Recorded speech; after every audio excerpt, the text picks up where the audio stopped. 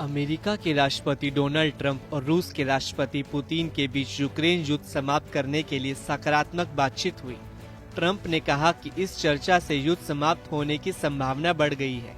Putin ने भी एक संदेश में युद्ध विराम पर सहयोग की बात कही। क्रेमलिन ने इस पर सतर्क उम्मीद जताई कि कोई समझौता हो सकता है। ट्रंप ने ये भी बताया कि हजारों यूक्रेनी सैनिक रूसी सेना के घेरे में हैं और मुश्किल स्थिति में हैं।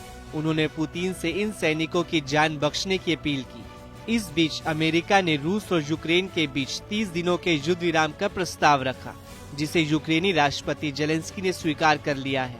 पुतिन ने भी इस पर सैद्धांतिक सहमति जताई, लेकिन शर्तों पर अभी चर्चा जारी है। रूसी राष्ट्रपति पुतिन ने कहा कि युद्ध विराम पर विचार सही है, लेकिन कुछ मुद्दों पर चर्चा की जरूरत है।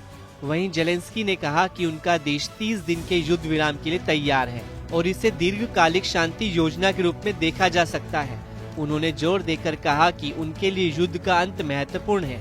हालांकि जेलेंस्की ने रूस पर यह भी आरोप लगाया कि युद्ध विराम की शर्तों को लेकर बातचीत को लंबा खींचने की कोशिश कर रहा है। इस बीच अमेरिका और यूक्रेन ने मिलकर सैन्य सहयोग और खुफिया जानकारी साझा करने का फैसला किया है। अमेरिकी अधिकारियों ने हाल ही में रूस के साथ भी बातचीत की ताकि युद्ध समाप्त करने के उपाय तलाशे जा सके। इस बीच पुतिन ने कुर्स्क क्षेत्र में तैनात यूक्रेनी सैनिकों से आत्मसमर्पण का आह्वान किया है। ट्रंप ने भी उनसे आग्रह किया कि वे इन सैनिकों को छोड़ दें। पुतिन ने कहा कि यदि सैनिक आत्मसमर्पण करते हैं तो उन्हें सुरक्षित रखा जाएगा। उन्होंने ये भी आरोप लगाया कि यूक्रेनी सैनिकों ने नागरिकों के खिलाफ अपराध किए हैं।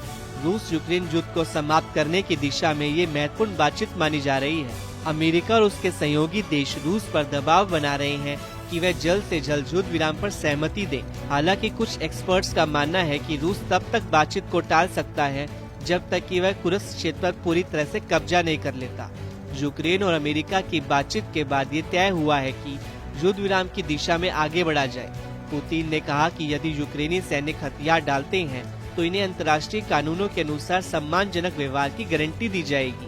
अब ये देखना होगा कि आने वाले दिनों में इस वार्ता से कोई ठोस परिणाम निकलता है या नहीं।